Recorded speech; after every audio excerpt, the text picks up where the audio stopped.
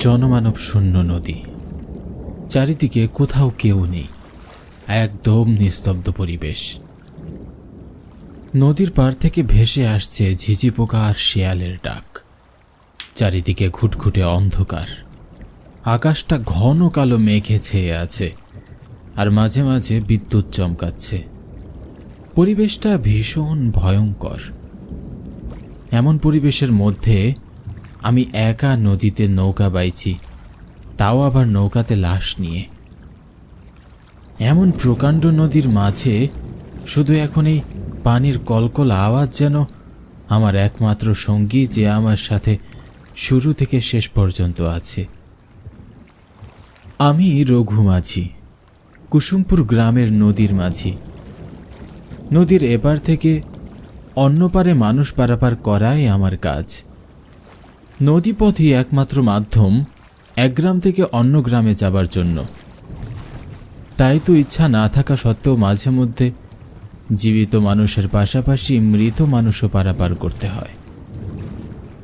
আমি এখন একটি মৃত লাশ নিয়ে যাচ্ছি বিষ্ণুপুর গ্রামে। বিষ্ণুপুর গ্রাম আমাদের গ্রাম থেকে প্রায় 2 থেকে 2.5 ঘন্টার পথ। লাশটি বিষ্ণুপুর গ্রামের বিমল মাঝির। চিকন এক চেহারার লোক, বয়স প্রায় 40 থেকে 45 বছর হবে। গত 2 দিন আগে বিমল নদীর পানিতে ডুবে মারা যায়। বিমলের লাশটি পাওয়া গিয়েছে হাসপাতালের পেছনের নদীতে। সেখানে কিছু জেলের জালে উঠে এসেছিল বিমলের লাশ। পরে বিষয়টি জানাজানি হলে হাসপাতালের এক কর্মী বিমলের লাশটিকে চিনতে পারে।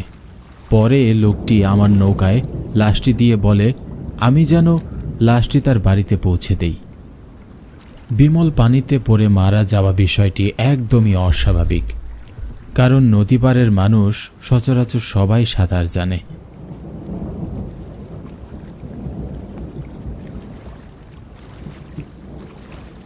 আমি নৌকা বাইছি প্রায় ঘণ্টাখানেক সময় ধরে। আমাকে আরও প্রায় 1.5 ঘন্টা খানিকের মতো নৌকা বাইতে হবে। এদিকে আকাশের অবস্থাটাও খুব একটা ভালো নয়, কখন যে কি হয় বলা যায় না। যে কোনো সময় বৃষ্টি নামতে পারে। আমার যা হয় হবে, কিন্তু আমি চিন্তা করছি লাশটির কথা। বৃষ্টি নামলে তো লাশটি ভিজে যাবে। আমি প্রায় সবসময় রাতে লাশ নিয়ে যাতায়াত করেছি, কিন্তু আজ প্রথমবার লাশের ভেলায় আমি শুধুমাত্র একা। আর পরিবেশটাও কেমন যেন গম্ভীর। সব মিলিয়ে ভিতরে কেমন যেন একটা অনুভূতি হচ্ছে।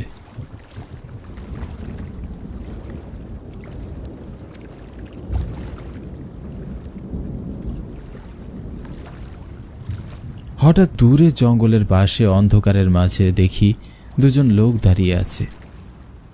অন্ধকারের মধ্যে তাদের চেহারা বা লোক দুটো ছেলে না মেয়ে সেটা বোঝা যাচ্ছে না, তবে বুঝতে পারছি 2 জন লোক দাঁড়িয়ে আছে। লোকগুলো আমাকে দেখে ডাকাডাকি শুরু করলো। ও মাঝি, ও দাদা, শুনছেন? এক বিপদে পড়েছি, দয়া করে একটু সাহায্য করবেন। হারিকেনের মিটমিটে আলোয় যতটুকু বুঝতে পারি 2 জন নয় 3 জন লোক দাঁড়িয়ে আছে। তার মধ্যে একটি নতুন বউ আর একটি বর, সাথে থাকা আর একজন লোক। তাদের কোনো আত্মীয় হবে হয়তো। লোকগুলোর ডাকাডাকিতে আন্দাজ করতেই পারছি নদী পার করিয়ে দিতে রাখছে আমাকে। কি মশাই, কি হয়েছে? দাদা, বড় বিপদে পড়েছি, দয়া করে আপনার নৌকায় করে আমাদের একটু সামনে এগিয়ে দিবেন। লোকটির কথায় আমি বেশ চিন্তায় পড়ে গেলাম। এত রাতে এভাবে কাউকে লাশের ভেলায় নেওয়াটা কি ঠিক হবে? আর তাছাড়া আমার ভালো করেই জানা আছে নদীপথের আশেপাশে এলাকাগুলো খুব একটা সুবিধার নয়। শুনেছি এলাকায় নাকি রাতে ডাকাতি হয়, তবে আমার কাছে ডাকাতদের নেবার মতো কিছুই নেই। আবার ভাবলাম লোকগুলো যদি সত্যি বিপদে পড়ে থাকে, তাহলে তাকে সাহায্য না করে মুখ ফিরিয়ে চলে যাওয়াটা কি ঠিক হবে? বিভিন্ন ধরনের চিন্তা ভাবনা মাথায় ঘুরপাক খাচ্ছিল আমার।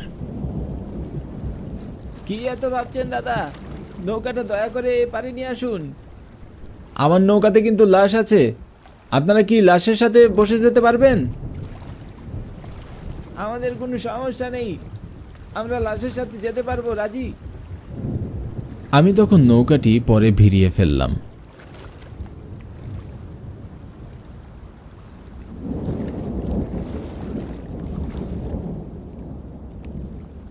দেখলাম দুটো লোকের সাথে লাল টুকটুকে শাড়ি পরা নতুন বউ। বউটির গা ভরে সোনার গহনা। ডাকাতি হবে না কেন? এমন গা ভর্তি গহনা দেখলে ডাকাতের মাথাই তো নষ্ট হয়ে যাবে। লোকগুলো নতুন বউকে নিয়ে উঠে বসে পড়ল। আমি আবার নৌকাটি বাইতে লাগলাম।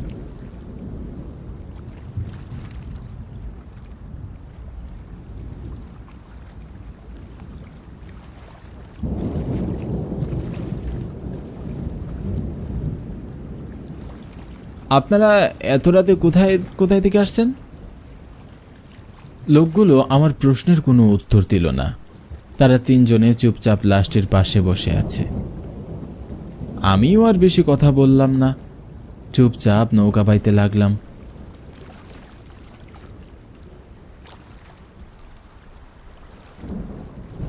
বেশ খানিকটা পথ পার করে আসার পর নদীর দুইটা মাথা পড়ল।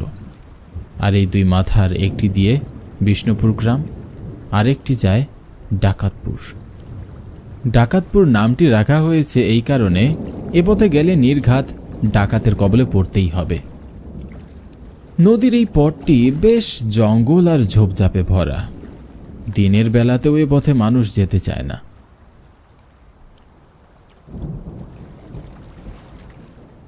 আমি নৌকাটি নিয়ে বিষ্ণুপুর গ্রামের দিকে যেতে লাগতেই বর্ষা যে লোকটি আমাকে বলল, আগে দাদা, আমাদের নদীটির ওই পাশে নিয়ে চলুন। আমি লোকটার কথায় বেশ অবাক হলাম। 200 গ্রামের লোক জানে ওই পথে ডাকাতের বাস, আর এই লোকটি নাকি স্বেচ্ছায় ডাকাতদের কাছেই যেতে চাইছে। আপনার মাথা তো ঠিক আছে, সবাই জানে ওখানে বিপদ আছে, আর আপনি কিনা জেনে শুনেই সেই বিপদের মুখে পড়তে চাইছেন। কথা না বাড়িয়ে আমাদের নিয়ে চলুন। আমার জীবনের মূল্য আছে ভাই, আপনাদের জীবনের মূল্য না থাকতে পারে। আমি ও পথে একা যেতে পারবো না। দাদা, আমাদের একটু সামনে নিয়ে নামিয়ে দিন, আপনাকে বেশি দূর যেতে হবে না। মেয়েটির কথা শুনে আর না করে থাকতে পারলাম না। নৌকার মাথা ঘুরিয়ে ডাকাতপুর পথে যেতে লাগলাম। এই পথটি বেশ ভয়ানক। এতক্ষণ আকাশে যে মেঘ ছিল, মেঘগুলো কোথায় যেন সরে গেল। আকাশটা বেশ পরিষ্কার হয়ে গেল। নদীর উপরের শিরশিরে হাওয়া কোথায় যেন হারিয়ে গেল। পরিবেশটা একদম নিস্তব্ধ হয়ে গেল। আমার কাছে বিষয়টি মোটেও স্বাভাবিক মনে হলো না। বারবার মনে হচ্ছিল এটা কোনো ঝড়ের পূর্বাভাস নয় তো। এমন সময় কানে ভেসে এলো অদ্ভুত ধরনের এক আওয়াজ। মনে হচ্ছিল কেউ হাড় চিবিয়ে চিবিয়ে খাচ্ছে। আওয়াজটির উৎস খুঁজতে খুঁজতে আমি বসা থেকে উঠে চারিদিকে তাকিয়ে দেখতে লাগলাম। আমার চোখ নৌকায় থাকা লোকগুলোর দিকে আটকে গেল। ভয়ে আমার ভিতরে আত্মাটা কেমন যেন উবে গেল। আমার সামনে সেই তিনজন মিলে বিমলের লাশটিকে ছিঁড়ে ছিঁড়ে খাচ্ছিল। পুরো নৌকাটি জুড়ে রক্তের বন্যা বইছিল। চোখের সামনে যেন এমন কিছু দেখবার জন্য আমি মোটেও প্রস্তুত ছিলাম না। আমি ভয়ে চিৎকার করে উঠি, বাঁচাও! আমার চিৎকার শুনে তারা তিনজন ভয়ঙ্কর দৃষ্টিতে আমার দিকে ফিরে তাকালো। তাদের চোখ আর গলা দিয়ে রক্ত গড়িয়ে পড়ছিল। দেখে মনে হচ্ছিল তারা বিমলের লাশটির মতো আমাকেও ছিঁড়ে খাবে। হঠাৎ পাশে থাকা মেয়ে ভুট্টি বলে উঠল, তুই চলে যা, আমরা তোর কোনো ক্ষতি করব না। তোর ভেতরে কোনো লোভ নেই। এই বিমল আমার সব কিছু কেড়ে নিয়েছে, আমার গায়ের গহনার সাথে সাথে আমাদের প্রাণটিও। সেদিন অনেক গহনা দিয়ে আমার বিয়ে হয়।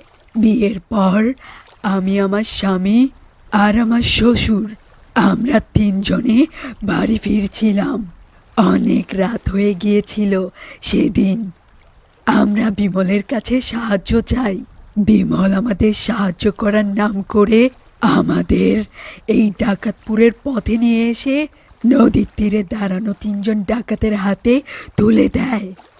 ডাকাতগুলো আমাদের ভয় দেখিয়ে আমার গায়ের সব গহনা ছিনিয়ে নেয়।